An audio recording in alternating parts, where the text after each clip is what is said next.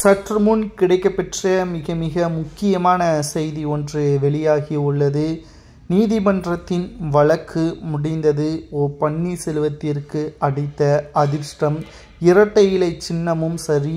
அதிமுகவின் பொதுச் செயலாளராக எடப்பாடி பழனிசாமி அவர்கள் தேர்வு செய்யப்பட்டதும் சரி. இவர்கள் இருவரையும் ஒட்டுமொத்தமாக அனைத்து இந்திய அண்ணா திராவிட முன்னேற்ற கழகத்தின் கொள்கைகள் மாற்றத்தை எடப்பாடியும் ஜெயக்குமார், குறிப்பாக அதிமுகவின் மூத்த நிர்வாகியாக இருக்கக்கூடிய KP முனுசாமி, CV சண்முகம் போன்றவர்களுக்கு எதிராக பன்னீர்செல்வம், வைத்திலிங்கம், மனோஜ் பாண்டியன், குறிப்பாக பண்ருட்டி ராமச்சந்திரன் அவர்களும் வழக்கு பதிவை செய்திருந்தனர்.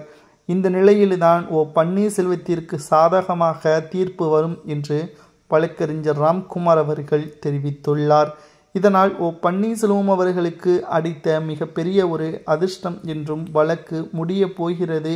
இன்னும் ஒரு சில வாரங்களில் அதிமுகவிற்கு பன்னீர்செல்வம் அவர்கள் ராஜ மரியாதையுடன் உள்ளே வருவார்.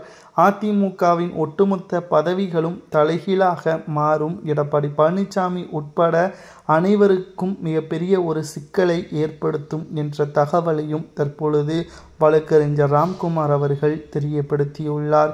கிட்டத்தட்ட 4 வருடங்களாக காத்து கொண்டிருந்த பன்னீர்செல்வம் அவர்கள் இறுதியாக அனைத்து இந்திய அண்ணா திராவிட முன்னேற்ற கழகத்திற்குள் பன்னீர்செல்வம் அவர்கள் ஒருங்கிணைப்பாளர் பதவி என்பதன் மூலமாக இணைய திட்டமிட்டுள்ளார். அனைத்து இந்திய அண்ணா திராவிட முன்னேற்ற கழகம் பன்னீர்செல்வத்திற்கு நிச்சயமாக ஜெயலலிதா அவர்கள் பன்னீர்செல்வத்தை எப்படி விசுவாசியாக வைத்திருந்தார், பன்னீர்செல்வம் அவர்களும் மறைந்த முதல்வர் ஜெயலலிதா அவர்களது விசுவாசியாகவே இருந்தார் என்பதையும் நாம் மறந்திருக்க மாட்டோம். எடப்பாடி பழனிசாமி அவர்கள் சசிகலாவிற்கு செய்த துரோகம் ஒருபோதும் பன்னீர்செல்வத்திடம் இருந்து நாம் பார்த்தது கிடையாது. நீதிமன்றத்தில் பன்னீர்செல்வம் அவர்கள் தொடர்ந்த வழக்கில் மிக முக்கியமான நோக்கமே கொள்கைகளை மாற்றியது. தன்னை தானே பொதுச் செயலாளராக எடப்பாடி அறிவித்து கொண்டதற்கு எதிராக வழக்கு முடியும். OPSற்கு அதிர்ஷ்டம் அடிக்கும் என்று வழக்கறிஞர் கூறி